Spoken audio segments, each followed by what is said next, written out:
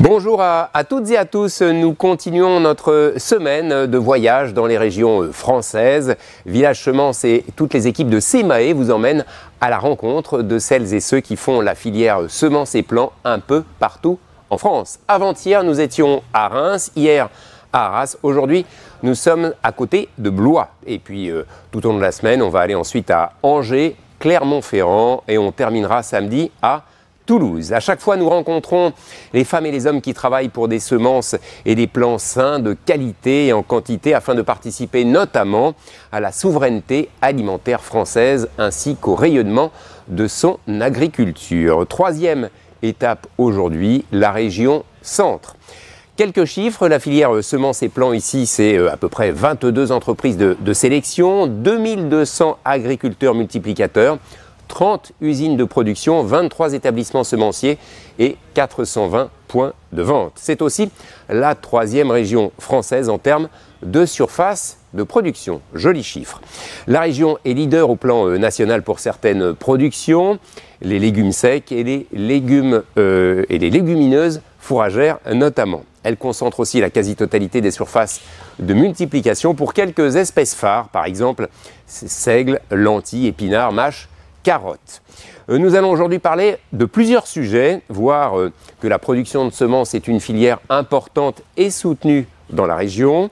Nous parlerons aussi des collections qui sont utilisées en matière d'apprentissage, sujet assez intéressant et coup de projecteur sur quelques métiers passionnants de la filière semences. Mais nous allons tout de suite commencer avec un premier sujet qui concerne la culture de plants de fraisier, ces petits fruits rouges qui seront sur les marchés dans quelques temps, au printemps et bien sûr au début de l'été. Nous sommes à Soins-en-Sologne, près de Blois. Je suis dans une serre, vous le voyez. Au matin, il faisait 1 degré. On m'annonce qu'en début d'après-midi, il va faire quelque chose comme 34 degrés.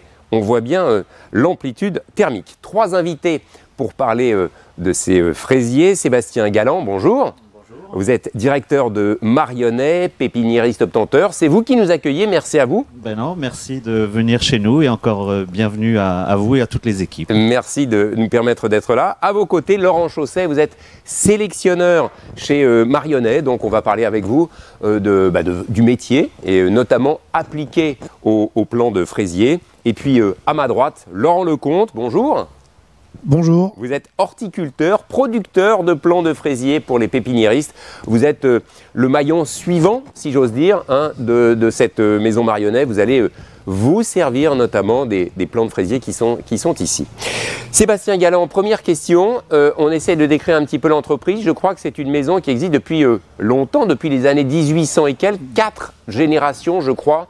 Dans la production. Exactement, 4 générations. Donc on est une société qui a été créée en 1891. Donc c'était il y a plusieurs siècles maintenant.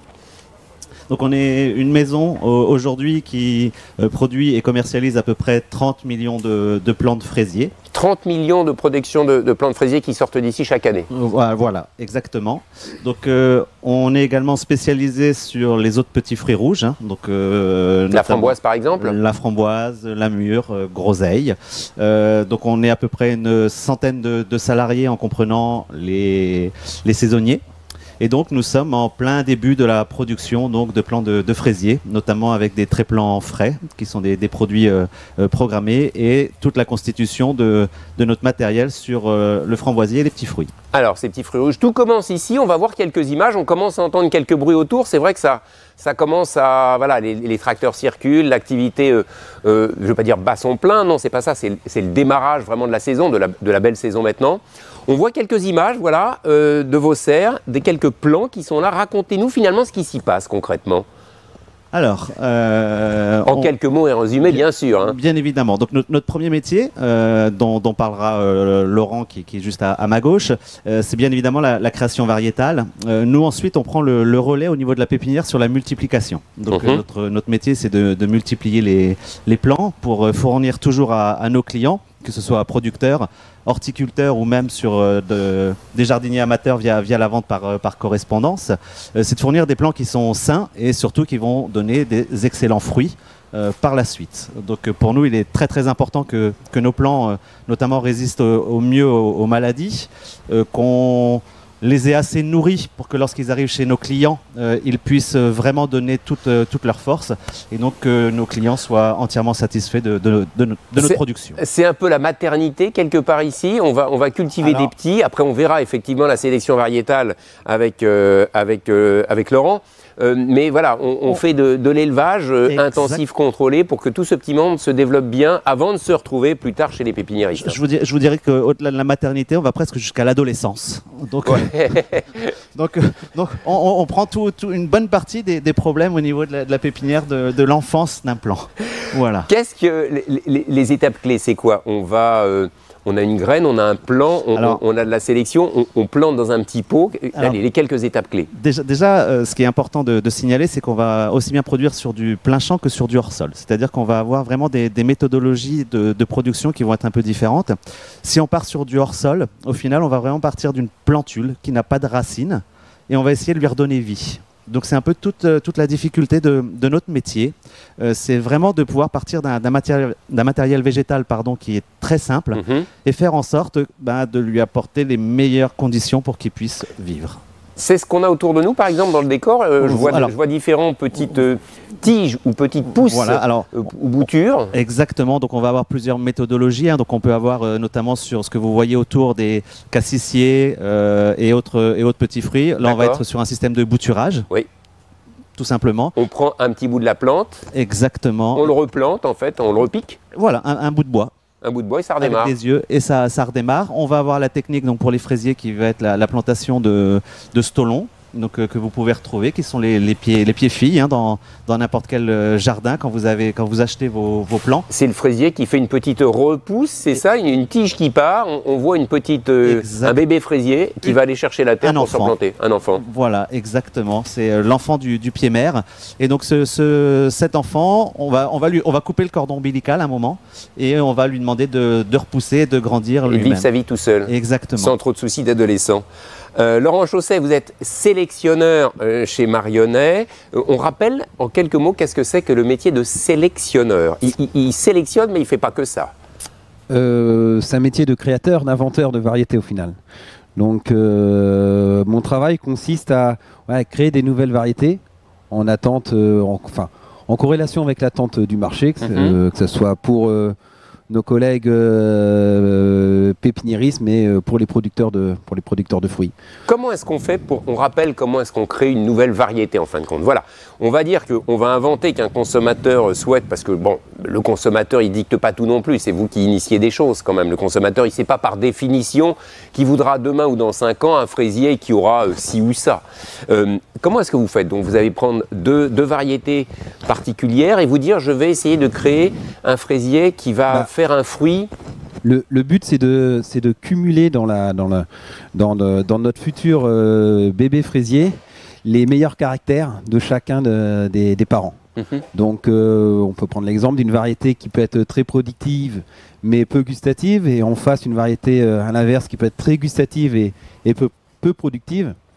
Et donc, l'intérêt, par ce croisement entre ces deux variétés, c'est de cumuler les caractères de productivité et de goût dans la descendance. Et après, ça au final c'est l'étape la plus facile de faire le croisement. Ouais. Après, c'est le résultat qui compte. Après, c'est qu'est-ce que ça donne? Parce qu'on peut tout essayer, mais qu'est-ce que ça donne au final? Et notre savoir-faire, après, c'est de bien sélectionner, de bien sentir le matériel végétal et peut-être de se dire, sur cette variété-là, on pense qu'on est proche de notre objectif de cumuler ces caractères intéressants. Si on essaye d'être concret dans les résultats obtenus, et puis peut-être à obtenir demain, dans les résultats obtenus, de quoi vous êtes, je ne veux pas dire le plus fier, mais je crois que vous avez... Est-ce que c'est vous qui avez déposé, inventé la Mara des Bois Alors, on parle beaucoup de temps, je ne sais pas. Nos programmes de sélection ont été initiés dans les années 70. Et depuis ces années, l'entreprise Marionnet a créé une quarantaine de variétés de fraisiers, notamment, avec la plus connue Mara des Bois, Donc elle vient d'ici, la Elle vient fameuse d'ici, Marane ouais. des Bois dont tout Ouais. le monde parle au-delà des frontières, j'ai envie de dire.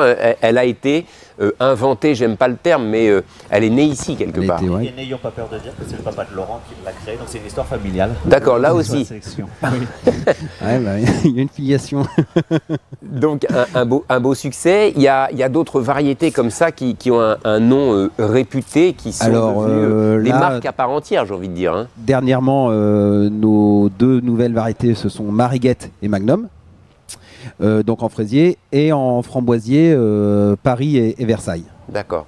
Qu'est-ce qui est comme tendance aujourd'hui dans votre recherche de sélection variétale? Est-ce qu'il y a des orientations? Parce que ça ne se fait pas en une saison, on est d'accord, hein? Ah non, il faut entre 8 et 10 années pour créer une variété Voilà, de on a parlé de la fraisier. pomme de terre hier, c'est pareil là aussi, C'est pour, assez proche, ouais. pour sélectionner, etc., et arriver à produire finalement une nouvelle variété, il faut plusieurs années. La tendance, les orientations pour demain. Allez, on est en 2021, on se projette à 2025. Vous raisonnez déjà à 2025-2030? Ouais, bah, les critères gustatifs, ça a été, ça sera toujours important. Une fraise, Ouais. c'est fait pour être mangé, pour être dégusté. C'est un fruit plaisir. Donc derrière, il faut ce côté gustatif. Après, bien sûr, les aspects sanitaires. Aujourd'hui, par la réduction des produits phytosanitaires, il faut que les variétés soient beaucoup plus tolérantes aux ravageurs et aux diverses maladies. Mhm. Donc Là aussi, ça, la c'est un deuxième sélection point. permet de Ah oui, trouver ouais, des pistes, c'est- des solutions qui limitent la Bien consommation sûr. d'eau, limitent les intrants au sens large, Limite résistent mieux. limite l'utilisation de produits phytosanitaires. Donc c'est vrai que la résistance aux maladies Ouais. et aux ravageurs, c'est important. Et puis après, bien sûr, des critères agronomiques, hein, le rendement, les vitesses de cueillette, qui sont aujourd'hui des arguments économiques très importants pour le producteur. Est-ce que les attentes des consommateurs, allez, on va pas se mentir, hein, on trouve tous, et je dis pas qu'elles viennent d'ici, bien évidemment, mais on trouve tous sur les marchés, dans les supermarchés aussi, là où on fait ses courses finalement, des barquettes de fraises. Elles sont belles, elles sont grosses, elles sont jolies, mais on mord dedans. Il n'y a pas forcément grand goût, il n'y a pas beaucoup de sucre. J'en entends un qui rigole, hein, Monsieur Lecomte. Mais vous êtes aussi en contact avec finalement ceux qui vont acheter au final ces produits-là. Voilà, le goût, le sucre de la bonne fraise. C'est un critère important. Hein. C'est un critère Peut-être important. pas pour le producteur, mais pour le Bah, consommateur. pour le producteur aussi, c'est important pour le producteur. Après, voilà, il faut, nous, ce qu'on essaie, c'est vrai qu'on a toujours été spécialiste des variétés gustatives. En fraises et en framboises. Après, on essaie aussi, nous, dans nos programmes de sélection, d'avoir une gamme variétale la plus large possible. Donc oui, on sélectionne des variétés gustatives et aussi on sélectionne des variétés qui sont plutôt peut-être un peu plus axées sur l'aspect rendement, mais en ne descendant pas. Il est difficile Ouais. d'arriver à inventer, à créer Ouais. une variété qui soit à la fois Parfaite belle, aussi. grosse, qui a peu d'intrants, qui résiste bien aux maladies, qui ait bon goût, qui soit sucrée. Hein. On est d'accord, c'est le Graal. Mais... Généralement, c'est des caractères qui sont antagonistes. Donc Voilà. mon travail, en fait, c'est d'essayer de trouver le meilleur compromis entre tous ces caractères. Voilà. Sébastien. Je pense surtout que lorsqu'on a trouvé le Graal, on demande encore plus que le Graal. Ouais. C'est aussi une des problématiques. C'est-à-dire qu'à un moment, sur la sélection qui est faite au niveau variétal, bien évidemment qu'on on a des très très bonnes variétés aujourd'hui. On le voit bien, on a une filière française qui est plutôt reconnue pour l'aspect qualitatif. Parce que comme vous le savez, hein, sur la partie fraise, le marché représente à peu près 110 000 tonnes et on a 50% import et 50% marché français. Et c'est vrai que le marché français s'est vraiment spécialisé quand même sur la fraise gustative. Laurent Lecomte, je le rappelle, vous êtes horticulteur, producteur de plantes fraisiers pour les pépiniéristes. C'est Hortisologne, le nom de votre maison, c'est ça? Oui, Hortisologne. Oui. Voilà, donc dites-moi, alors vous travaillez juste après ce que fait Marionnet. Concrètement, vous allez faire quoi? Vous récupérez des plants qui sortent d'ici? Alors, notre métier d'horticulteur pépiniériste aujourd'hui, effectivement, donc on achète des racines de plantes fraisiers et notre travail, c'est de les rempoter dans des pots pour que le jardinier amateur, en sachant que l'horticulteur et le pépiniériste vendent beaucoup aux jardiniers amateurs, donc soit les points de vente sur place, soit les marchés, soit les jardineries. Tout simplement là où moi je vais acheter mes plants de fraisiers chaque année parce que j'en fais aussi dans mon jardin, j'aime bien. Voilà. Donc notre métier, c'est de rempoter ces plants en racines nues qui, il y a une quarantaine d'années en arrière, étaient vendus en racines nues. C'est-à-dire qu'ils étaient vendus en bottes, en racines nues, et on avait beaucoup de grosses graineteries à l'époque. Le marché de la jardinerie n'était pas développé comme aujourd'hui, et le jardinier amateur n'était pas non plus à la hauteur de ce qu'on peut avoir aujourd'hui. Donc, ce qu'il y a d'étonnant, c'est qu'en préparant cette émission, Monsieur Lecomte, il m'a appris une chose, c'est que, comme vous venez de le dire, jusqu'à présent, les plants de fraisiers, ils étaient vendus en petites bottes, hein, comme des petites bottes de radis, on va dire, les racines à l'air libre, et puis les gens chez eux les repiquaient tout simplement dans leur jardin, dans leur jardinière, etc. Et vous avez, inventé le principe de mettre ce petit plant dans un pot, pour permettre finalement que l'acheteur final il ait plus de réussite dans la replantation, c'est ça? Oui, donc on a un inventeur ici. Oui, on peut le dire, puisque dans les années 82-83, le plant de fraisier angolais ou le plant de framboisier angolais ou même les plants de salade et choux étaient vendus en racines nues. Et on a été quelque part, j'ai été un peu précurseur là-dessus, et j'ai effectivement, je pense, inventé le fraisier conditionné en pot pour la vente aux particuliers, pour assurer une bonne reprise, un plan de qualité, puisque ça a toujours été notre priorité. Relance, bien sûr. Notre priorité, c'est de fournir aux clients, aux jardiniers amateurs, un plan de qualité. Et un plan de qualité, c'est un plan qui est bien raciné et que nous, on a fait grossir. C'est-à-dire que le cœur du fraisier, au départ, il fait, on va dire, 1 cm ou 1,5 cm, il va grossir. Monsieur Galland, il vous livre un tout petit, même s'il est adolescent. Il nous livre que des petits plants. La nurserie continue avec Laurent Lecomte. Donc effectivement, la nurserie continue chez nous, et on va les faire grossir de façon à ce que les gens aient une bonne productivité au jardin. Ça, c'est important finalement. Ce que raconte Monsieur Lecomte, c'est une chaîne. Hein. Ici, on fait naître, on crée certaines variétés où on réplique. Et puis ensuite, il faut que toute la chaîne ait les bons maillons au niveau sanitaire, au niveau production, au niveau espérance de vie et de reprise, finalement, c'est ça? Exactement. C'est fondamental. C'est fondamental. On est toujours très liés, donc, notamment avec la maison Horti-Sologne, pour faire en sorte que nos plants continuent d'être bien élevés par notre voisin. Ça paraît simple, ça paraît une évidence. C'est comme tout, hein, c'est comme un bon pain chez le boulanger, mais s'il n'y a pas la bonne farine, le bon boulanger et la bonne cuisson et le bon four, finalement, ça capote et puis ça ne marche pas. Vous vendez combien de plants par an auprès de pépiniéristes? C'est au niveau local, au niveau national? Alors, l'entreprise Horti-Sologne, c'est 6 hectares de production de serre. C'est-à-dire qu'on élève des plants, effectivement le fraisier, tout ce qui est petits fruits rouges en général, framboises, cassis, mûres, kiwis, etc., destinés vraiment aux jardiniers amateurs. Donc le fraisier, le 100 000, 500 000, 300 000, 1 million. Le fraisier chez nous, je pense qu'on est un des plus gros producteurs en France de fraisiers en pot destinés aux jardiniers amateurs. C'est à peu près 1 500 000 plants qui est produit chaque année chez nous. D'accord. Voilà. Ils sont distribués où, finalement, en bout de chaîne, chez les pépiniéristes un peu partout en France? Alors, c'est distribué un peu partout en France. On arrive à livrer sur, on va dire, 70-80% du territoire français. Et vous faites ça depuis 30 ans? Et on fait ça depuis 35 ans, oui. Est-ce qu'il y a des tendances? Vous êtes en bout de chaîne quelque part, puisque vous adressez aux pépiniéristes qui, eux, réellement vont être évidemment l'ultime étape avant l'acheteur, le consommateur. Il y a des échos qui vous viennent sur des tendances, des envies des consommateurs, voilà, des fruits plus gros, qui ont plus de goût. Est-ce que vous avez des choses qui vous remontent? Oui, bien sûr. Et on a un point de vente pour les particuliers à Horti-Sologne qui est à 5 km d'ici, à Fontaine-en-Sologne, il faut le dire, pour vous situer. Et donc on a des retours importants par les clients.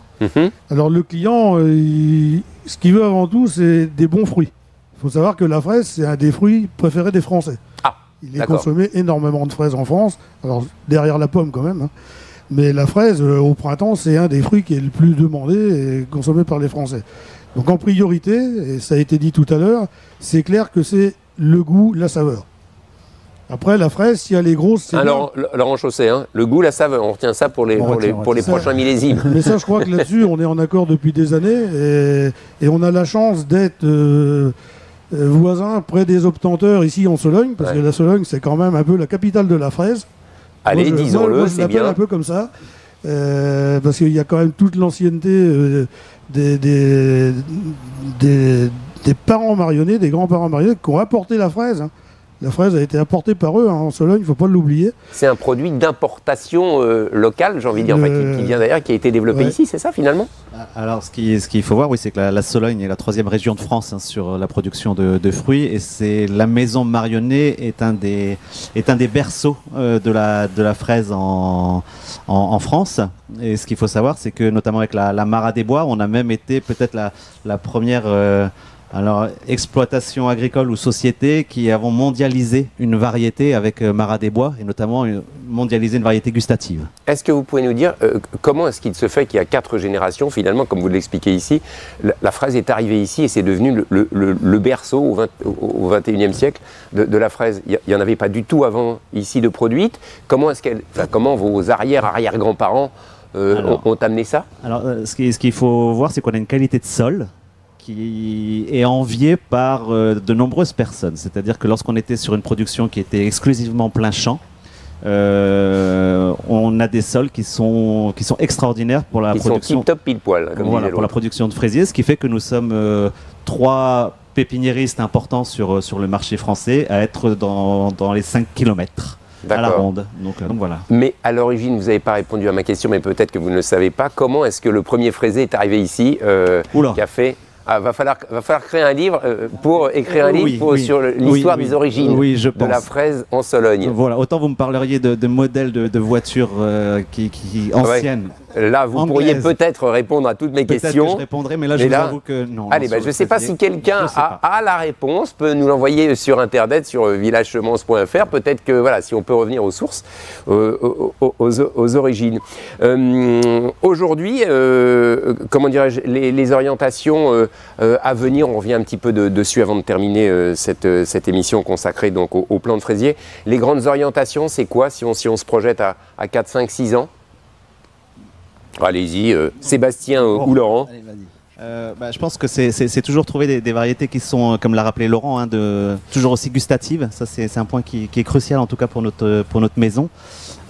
Ensuite, c'est la résistance aux pathogènes. On l'a dit, aujourd'hui, le consommateur va demander des produits qui sont de plus en plus produits sous agriculture biologique. Ouais. Sans, ça c'est un élément marquant. Voilà, ou sans résidus de pesticides. Ouais. Et donc, ça, c'est vraiment les éléments que nous devons continuer encore à développer Ça fait partie des grands enjeux. Les bouleversements climatiques aussi, qui peuvent impacter. Alors évidemment, quand on est sous serre, on contrôle davantage un certain nombre de choses. On contrôle plus le sol, on contrôle plus l'hygrométrie, on contrôle plus la température. Mais ça fait partie aussi des composants de ces évolutions climatiques qui touchent la France et le monde entier, bien sûr. Le fraisier, c'est une espèce qui est très dépendante du contexte pédoclimatique. Oui. Et donc... une variété de fraisier, généralement, ne peut pas être plantée n'importe où et au niveau mondial, quoi. Des variétés sont plutôt spécialisées sur certaines zones géographiques. Donc, notre travail aussi, c'est de trouver des variétés qualitatives pour chaque zone de production au niveau national et international. Parce que l'objectif aussi, c'est que vos plants aillent partout en France, en Europe et dans le monde, c'est ça? Tout à fait, ouais. Donc les petites fraises de Sologne, là, elles naissent ici et puis elles vont jusqu'où? Allez, à votre connaissance, on va les retrouver jusqu'où? On va les retrouver sur Mara des Bois au Canada, États-Unis notamment, jusqu'en Asie. Donc quand une variété connaît vraiment du succès, aujourd'hui, oui, elle traverse les frontières. Donc elles prennent le bateau, elles prennent l'avion, elles vont se retrouver chez des homologues de Monsieur Lecomte, horticulteur, très très loin. Très très loin. Voilà. Ça, c'est étonnant. Homologue et producteur de fruits, quoi. Bien sûr. Et producteur de fruits. Merci en tout cas à tous les trois de nous avoir parlé de cette production de plants de fraisiers et de voir un petit peu la chaîne qui arrive jusque dans les jardins du consommateur, hein, de jardiniers que nous sommes tous un petit peu, même en milieu urbain, parce qu'on le rappelle, hein, le plant de fraises dans une jardinière avec un bon terreau qui va bien, on est d'accord, Laurent Chausset. Oui. Voilà, on peut faire pousser ça aussi sur son balcon, sur la terrasse. Hein. Tout à fait. Voilà. Tout Tout à fait. Mais on peut que le conseiller d'ailleurs. Ah oui. Ah, tout de suite, l'homme d'affaires est là, hein, quand même. Tous les marchés sont possibles, l'autre bout du monde, mais même le coin de la rue et du balcon. Merci à tous les trois. Voilà, on était donc chez Marionnet pour cette première séquence de la matinée. On va s'y retrouver dans quelques minutes pour d'autres sujets. On peut retrouver vos fraises sur Internet aussi, ou Hortisologne également peut-être. Ah oui, tout à fait. Un petit peu de promotion pour les productions, les on producteurs peut aller français. sur le site Hortisologne de vente en ligne qui fonctionne très bien.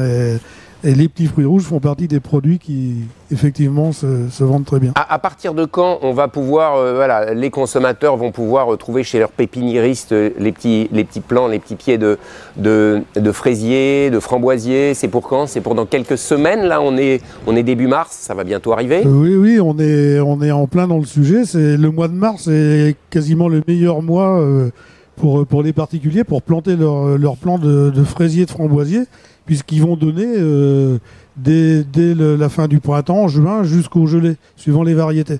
D'accord. Donc on est dans le... S'ils sont remontants ou pas, c'est ça?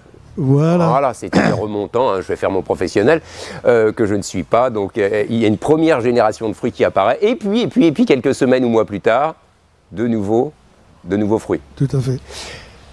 Vous vouliez ajouter une dernière chose? Pas du tout, pas du tout. C'est retrouver juste nos variétés aussi bien dans les différentes jardineries, pépiniéristes et également dans les rayons de vos supermarchés. Hein, donc voilà. Merci à tous les trois d'avoir abordé le sujet des fraisiers. Bien. Et puis on rend l'antenne à Paris et on se retrouve dans quelques minutes. À tout de suite. Merci, au revoir.